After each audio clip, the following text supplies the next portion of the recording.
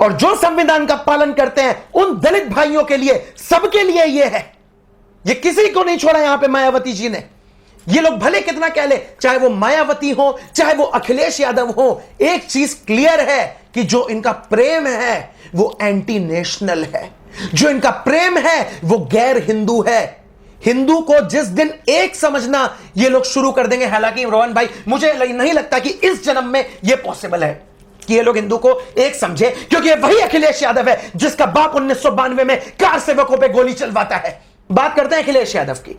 अखिलेश यादव, तुम बहुत बड़े हिंदू हो, हिंदू बनते हो, आप बस इतना जवाब दे दीजिए, बस इतना। बहुत ब्राह्मण प्रेम दिखा रहे हो, दुनिया भर का दिखा रहे हो। 2018-19 से पहले तो कोरोना नहीं था, तो कांवड़ यात्राएं क्यों रोकी? और अगर कांवड़ यात्राएं रोकी तो उनके लाउड स्पीकर पे बैन क्यों नहीं लगने दिया? सीधा सीधा सवाल है मेरा, उनके लाउड स्पीकर पे बैन क्यों नहीं लगने दिया? हमारे हिंदुओं की कांवड़ यात्राएं क्यों रोकी गई? तो स्वागत है आपका यूथ मीडिया टीवी पर। इस वक्त मौजूद है हमारे साथ शिखर श्रेयान। चर्चा करेंगे इनसे यूपी इलेक्शन पर, जिस तरीके से यूपी में इलेक्शन नजदीक आ रहा है और पार्टियों ने अपने अपने वोट बैंकों को खुश करने के लिए नई नई चीजें करते हुए दिख रहे हैं। यहां तक कि अब किसान कह रहे हैं हम भी चुनाव लड़ेंगे, किसान नेता कह रहे हैं किसान चुनाव लड़े।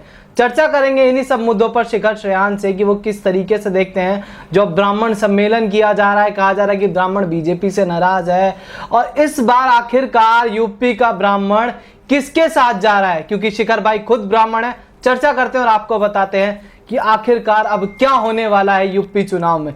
तो शिखर भाई, पहला सवाल तो यही रहेगा कि जैसा कि हमने देखा यूपी में अब चुनाव नजदीक है और सब एक अपने एजेंडे के तहत, जब से विकास दुबे का एनकाउंटर हुआ उसके बाद सब ने ये कहना शुरू किया कि ये सरकार ब्राह्मण विरोधी है और अब सब ब्राह्मण सम्मेलन कर रहे हैं। तो इस पर आप क्या कहना चाहेंगे? सबसे बड़ी चीज तो मैं ये कहना चाहूंगा कि अगर आज की डेट में समाजवादी पार्टी या फिर बहुजन समाज पार्टी या कांग्रेस ये बात कह रही है कि विकास दुबे का जो एनकाउंटर किया यूपी पुलिस ने या योगी आदित्यनाथ द्वारा जो भी ये करवाया गया, ये ब्राह्मण विरोधी सरकार है, तो ये एकदम गलत कहना है इनका।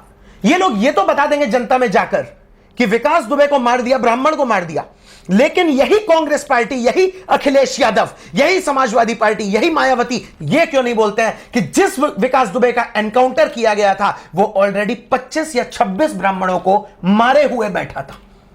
तब इनका ब्राह्मण प्रेम किधर चला गया था? अरे इनको वेद पुराणों का ज्ञान किधर से होगा अखिलेश जी को? अरे प्लीज, समाजवादी पार्टी के जितने भी सपोर्टर्स हैं, हमारी जनता को ऐसे गुमराह मत करिए। और मैं यूथ मीडिया टीवी के माध्यम से हमारे पब्लिक को, हमारे व्यूअर्स को मैं बताना चाहता हूं कि अखिलेश जी को ज्ञान तो तब होगा जब वेद पुराण को कभी देखा होगा, कभी समझा होगा। इनके अब्बू श्री ने सबसे पहले, इनके जब ये छोटे से ही थे तब से तो इनको टोपी पहना दी गई है, तो क्या इनके बुद्धि बचेगी? क्या इनके संस्कार बचेंगे? ब्राह्मण प्रेम की बात करते हैं ये बीएसपी वाले। मायावती जी पे चर्चा करेंगे। क्या बोलती थी वो? ये क्या बोलते थे? बीएसपी के नारे क्या थे?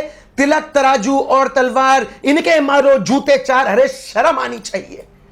ये और किसी के लिए नहीं है, ब्राह्मणों के लिए, क्षत्रियों के लिए। अरे बीएसपी की बात कौन नहीं जानता है? बहुजन समाज पार्टी को कौन नहीं जानता है? अगर आपको बीएसपी से इलेक्शन लड़ना है तो आपको रुपए देने पड़ेंगे, ये बात जग जाहिर है। आप करोड़, 2 करोड़, 5 करोड़, पता नहीं क्या रेट चलता है इनका बीएसपी वालों का, मायावती का, उनके आप खाते में पैसे जमा करिए, आपको टिकट मिलेगा। क्यों? क्योंकि बहन जी को ऐसा फील होता है कि ये जितना भी दलित समाज है ये सब हमारी जेब में है। बल्कि मैं अपने व्यूअर्स को एक चीज के लिए सूचित करना चाहूंगा कि दलित समाज किसी का मोहताज नहीं है। जब पुरनिया में दलितों पे हमला हुआ था तो मोदी जी आए थे उनके लिए स्टैंड लेने के लिए, योगी जी आए थे, नीतीश कुमार आए थे। ना ही ये भीम आर्मी का, ये भीमटे वाला जो भी है, ये चंद्रशेखर रावण, नामी रावण है इसका, है ये राक्षस।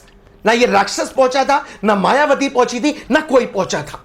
तो मेरे ख्याल से रोहन भाई, मुझे ऐसा लगता है कि ये जो घटिया नीचे स्तर की राजनीति चल रही है, इस राजनीति को बंद करना चाहिए और ब्राह्मणों को बदनाम नहीं करना चाहिए। क्योंकि समाजवादी पार्टी के साथ में या कांग्रेस के साथ में या बीएसपी के साथ में ब्राह्मणों का हमारी बिरादरी का नाम जोड़ना बहुत गलत है, क्योंकि हम उसी राम मंदिर के मतलब पुजारी लोग हैं जिसको भारतीय जनता पार्टी की वजह से, उसकी बीजेपी की बदौलत बनवाया जा रहा है। सुप्रीम कोर्ट के आदेश के बाद उसको बनवाया जा रहा है। हम उसी बिरादरी के लोग हैं जब वहां पे जो ये मस्जिद बनी हुई है कृष्ण जन्मभूमि पे, जब हम कृष्ण लला को पूजेंगे, ज्ञानवापी मस्जिद से जब ये मतलब हम तो इंतजार में हैं कि जो इलीगली कब्जा कर रखा है, ये जो यहां पे मतलब ये अवैध निर्माण करके चले गए, ये नपुंसक, ये क्या बोलते हैं मुगल, जब ये वहां पे ज्ञानवापी मस्जिद हटेगी तो हम उन्हीं मंदिरों के पुजारी हैं। हम तो सीधे सीधे सनातनी हैं। ब्राह्मण समाज भारतीय जनता पार्टी के साथ था, है और हमेशा रहेगा। जी सर, आपने बात करी राम मंदिर की, तो राम मंदिर पर अब सब पार्टियां निकल कर आ रही हैं। कोई कह रहा है कि हम बीजेपी से बड़े हिंदू हैं, अखिलेश यादव जी कह रहे हैं, और एक सतीश चंद्र मिश्रा हैं जो बीएसपी के नेता हैं, वो कहते हैं कि हम बीजेपी से पहले राम मंदिर बनवा देंगे अगर हमारी सरकार आएगी तो। इसको आप कैसे देखते हैं, इस पर क्या कहना चाहेंगे? मैं इस पर यही कहना चाहूंगा कि अखिलेश जी का ये जो हिंदू प्रेम था, ये 2017 से पहले कहां था। मैं सवाल करता हूं अखिलेश यादव जी से, जब आप कब्रिस्तान की बाउंड्री बनवा रहे थे तब यह हिंदू प्रेम कहां था? जब आप मस्जिदों की बड़े बड़े मस्जिद, इतने मीनार बनवा दिए, कम से कम नहीं तो मैं आपको बताना चाहूंगा, ऑन रिकॉर्ड भी शायद अवेलेबल हो, मोर देन 1000 मीनारों का निर्माण समाजवादी पार्टी की सरकार में उत्तर प्रदेश के अंदर हुआ है। जितनी मस्जिदें यूपी में हैं इतनी ऑल ओवर इंडिया कहीं नहीं है। और जो ये मस्जिदें यूपी में हैं इसमें 50% देन समाजवादी पार्टी की है। तो चलिए सीधे सीधे मैं सवाल करता हूं, खुद को बताते हो कि हम बीजेपी से ज्यादा कट्टर हिंदू हैं। अगर इतने ही बड़े कट्टर हिंदू हैं, अगर हम मुख्यमंत्री के पद पे बैठे होते, अगर शिखर श्रेहान मुख्यमंत्री के पद पे बैठा होता, तो बर्दाश्त नहीं कर पाता अपने कृष्ण लला के पीछे वो मस्जिद देखकर जिहादियों की, ये चीज बर्दाश्त नहीं कर पाता श्रेहान। अगर मैं बैठा होता मुख्यमंत्री की कुर्सी पर तो बर्दाश्त नहीं कर पाता बाबा विश्वनाथ के बगल में ज्ञानवापी मस्जिद, बर्दाश्त नहीं कर पाता। काफी जगह ऐसी थी। अखिलेश यादव खुद को बहुत बोल रहे हैं ना कि हम मतलब हैं बीजेपी से बड़े हिंदू हैं, बहुत। तो ये भी एक गाना निकला उनका जिसमें अपने आप को कृष्ण बताया जा रहा है, अखिलेश जी को कृष्ण बताया जा रहा है, ये भी एक गाना निकला उनकी पार्टी का। अरे वो इनके तेजस्वी के भाई हैं, तेज प्रताप, लग रहा है उन्हीं का थोड़ा रंग चढ़ गया है इनको। वो भी खुद को, तेज प्रताप यादव जो है लालू प्रसाद यादव का बेटा, वो भी कभी खुद को महादेव बताता है, कभी कृष्ण। ये लोग खैर मानसिक रूप से बीमार हो चुके हैं क्योंकि अब इनकी राजनीतिक जमीन जो है वो पूरी खिसक चुकी है। जी जी। अब चर्चा करते हैं किसानों पर कि किसान इस वक्त मतलब 9 महीने हो गए अभी तक धरना दे रहे हैं। उसके बाद राकेश टिकैत लगातार उल्टे सीधे बयान देते हुए दिखते हैं। अब थोड़े दिन पहले उन्होंने कहा कि लखनऊ जाकर लखनऊ घेरेंगे, तो इसको किस तरीके से देखते हैं आप? और लगातार वो बक्कल ताड़ने की बात भी करते हैं। बलात्कार भी शायद हुआ है अभी कुछ दिन पहले। जी, राकेश टिकैत की औकात क्या है, ये बक्कल ताड़ देंगे? जितने इनके समर्थक थे जब इनका किसान आंदोलन शुरू हुआ था, शुरू में इनको असली किसान समझा गया था, इनको सही मनुष्य समझा गया था, है। और इनकी वजह से आज कितने हमारे सरदार भाइयों की बेइज्जती हुई है, इसमें कोई दो राय नहीं है। रोहन भाई, कुछ दिन पहले मैंने अभी एक ऑडियो रिकॉर्डिंग सुनी है जिसमें एक एक गोरखपुर के मनुष्य ने इनको फोन किया। वो उस वक्त बनारस में मौजूद था। उसने सीधे सीधे टिकैत जी से बोला, आओ करो लखनऊ में चक्का जाम, हम आपके साथ हैं। हालांकि मुझे नहीं पता वो किस पार्टी से ताल्लुक रखते हैं, लेकिन उन्होंने कहा हमारी लखनऊ की जनता को गुमराह करो, हमारी माँ बेटियों पे मतलब ये उनके साथ में दंगा फसाद करो, उनको चोट पहुंचाओ, अपने मतलब ये जो बुला के ले आते हो नकली भेड़िए, नकली किसान, ट्रैक्टर से उन पे ट्रैक्टर चढ़वा दो। राकेश टिकैत की बोलती बंद हो गई। आए थे लखनऊ, ये आए थे, योगी जी बैठे हुए हैं लखनऊ में। राकेश टिकैत क्या, इनके बाप की, इनके दादा की औकात नहीं है जो उत्तर प्रदेश में ये दिल्ली बना पाए। ये अरविंद केजरीवाल का ये दिल्ली नहीं है, वो योगी बाबा का यूपी है। ध्यान रखिएगा, कोर्ट में मामला बाद में जाता है, फैसला पुलिस, जो ये रेपिस्ट होते हैं ना, इनका फैसला एट द स्पॉट हो जाता है। यूपी है यूपी, ये दिल्ली नहीं है कि जहां पे हनुमान मंदिरों को तोड़ दिया जाएगा, जहां पे फ्लाईओवर पे मजार बना दी जाएगी। वो दिल्ली नहीं है, ये यूपी है। अगर इतनी हिम्मत है राकेश टिकैत, शिखर श्रेहान का ओपन चैलेंज है, आओ लखनऊ चक्का जाम करके दिखाओ। ओपन चैलेंज है, ये इंसान कभी नहीं कर पाएगा। और जो डेट इसने बोली थी कि इस तारीख को मैं पहुंचूंगा लखनऊ, उस दिन ये नहीं पहुंचा। इससे बड़ी बेइज्जती क्या हो सकती है? बेइज्जती भी नहीं, महाबेइज्जती। तो राकेश टिकैत और तुम्हारे जितने समर्थक, टिकैत भी नहीं बोलूंगा, डकैत, और तुम्हारे जितने समर्थक हैं, उन लोगों से बस एक ही बात बताना चाहता हूं, समर्थन कर रहे हो कोई बात नहीं, उससे पहले एक चीज ध्यान रखना, इसी किसान आंदोलन में उन 2 लड़कियों के साथ में बलात्कार हुआ है। इसे किसान नहीं, से बलात्कार आंदोलन का भी मैंने एक नया नाम दिया है। उन 2 लड़कियों के साथ में बलात्कार हुआ है जो बंगाल से आई थी इन्हीं का सपोर्ट करने। आज की डेट में उन लड़कियों के माता पिता जिंदा लाश हैं। इसकी जिम्मेदारी टिकैत साहब लेते हो क्या? पूछता है, जवाब दे दो बस मेरे एक सवाल का।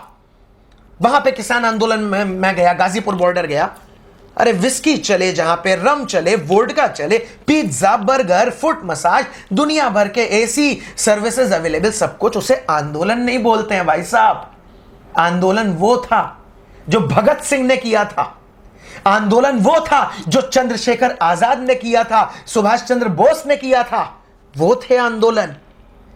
एक हद तक मैं यह भी कह सकता हूं जो अन्ना हजारे जी ने किया था लोकपाल बिल के लिए, वो था आंदोलन।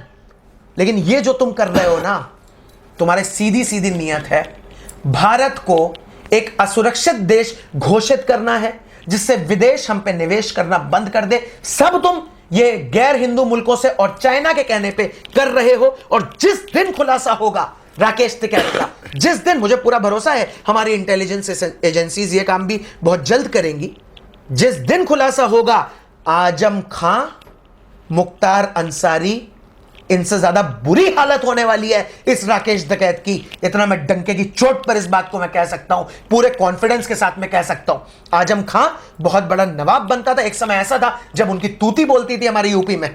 आज वो भी जेल यात्रा पे है। और जो उनका लड़का अब्दुल आजम क्या काम करता था, हमारी जनता को यह जानना जरूरी है। समाजवादी पार्टी के बड़े नेता आजम खां का बेटा अब्दुल आजम नकली पासपोर्ट बनवाता था, नकली वीजा लोगों तक पहुंचाता था, उनका नकली प्रिंट निकलवा के पहुंचाता था। तो आप ये देखिए, इनके काले कारनामों को देख लीजिए, आप कुछ भी देख लीजिए, इनके पास कोई मुद्दा नहीं बचा है, इसलिए बीजेपी को कुछ भी बोलते रहते हैं। लेकिन आप इनकी तरफ जरा झांक के देखिए तो ये मतलब ना इस समय घर के हैं ना घाट के हैं। कांग्रेस और ये जितनी भी लेफ्ट पार्टियां, ये ऐसी डूबती हुई नाव है जिसकी कहानी अब कहीं ना कहीं पूरी तरीके से समाप्त होती जा रही है। जी सर, एक चीज और देखा गया कि अभी एक भाजपा के विधायक है उमेश मलिक, वो जब राकेश टिकैत के गांव में गए एक सभा करने, वहां पर तो उन पर जानलेवा हमला हुआ, उनकी गाड़ी को बड़े बड़े ईंट मारकर तोड़ दिया गया, उनकी गाड़ी पे काला पेंट फेंका गया, तेल फेंका गया। उस पर क्या कहना चाहेंगे? आखिर क्या कोई किसान ऐसा कर सकता है? ये भी कहा जा रहा है कि वो हो सकता है राष्ट्रीय लोक दल के लोग हैं या भारतीय किसान यूनियन के लोग थे। तो एक तरीके से किसानों को एक तरफ तो बदनाम किया ही जा रहा है, तो क्या या कितने हद तक ये सही है ऐसा करना? देखिए, मैं ये कहना चाहूंगा इस पे, देखिए रोहन भाई, सीधी सीधी बात कहना चाहूंगा, सरकारें आएंगी जाएंगी, आवत राम जावत राम, ये सबको पता है। लेकिन अगर मान लो कोई भी रैली करने जा रहा है तो आपका राजनीति स्तर इतना ज्यादा नहीं गिरना चाहिए। आरएलडी पार्टी वाले हों, चाहे कांग्रेसी हों, चाहे सपा वाले हों, आपका स्तर इतना नीचा नहीं गिरना चाहिए कि आप किसी पर भी आप जानलेवा हमला कर दें, वरना हमारी पब्लिक सुरक्षित खुद को कैसे महसूस करेगी? ये एक लोकतांत्रिक देश है, यहां पे ये हमारा देश जो है ये कानून से चलता है, लोकतंत्र के साथ में चलता है, जनादेश से चलता है। ऐसी हरकतें, ऐसी चीजें शोभा नहीं देती हैं। बाई चांस अगर उनके सर पे चोट लग जाती, उनकी कोई दिमाग की नस फट जाती, उनके ब्रेन हैमरेज हो जाता, तो इसके जिम्मेदारी कौन लेगा? कहीं ना कहीं जो आपने मुझे ये बात बताई कि उनकी गाड़ी पे हमला हो गया था जब वो गए थे टिकैत के गांव में, तो टिकैत किस किस्म का इंसान है ये सबको पता है जी। कहीं ना कहीं बजरंग दल को, आरएसएस को, संघ को, बजरंग दल को, हिंदू युवा वाहिनी को, इन सबको कहीं ना कहीं अब मतलब फ्रंट फुट पे अब समय है आने का, क्योंकि हमारी जो पब्लिक है वो नादान है। पब्लिक, अगर कोई नेता, मान लीजिए मेरे पास कोई एमएलए अपने पूरे गुंडों के साथ में, ये समाजवादी पार्टी पूरे, मैं एक एग्जांपल दे रहा हूं, अगर आ जाएगा मुझसे लड़ने के लिए तो मैं निहत्ता होऊंगा, शायद मेरे साथ कुछ भी हो सकता है। तो वही एक आम पब्लिक होती है, वो नादान है, वो भोली है, वो निहत्ती है।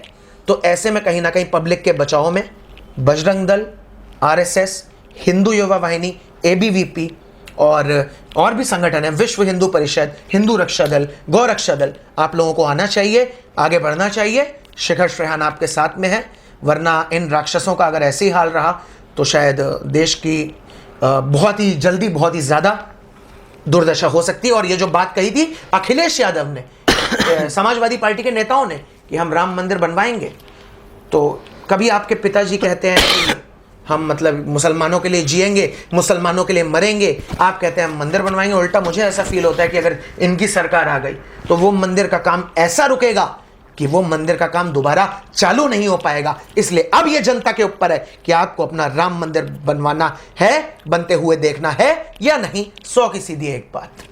जी धन्यवाद।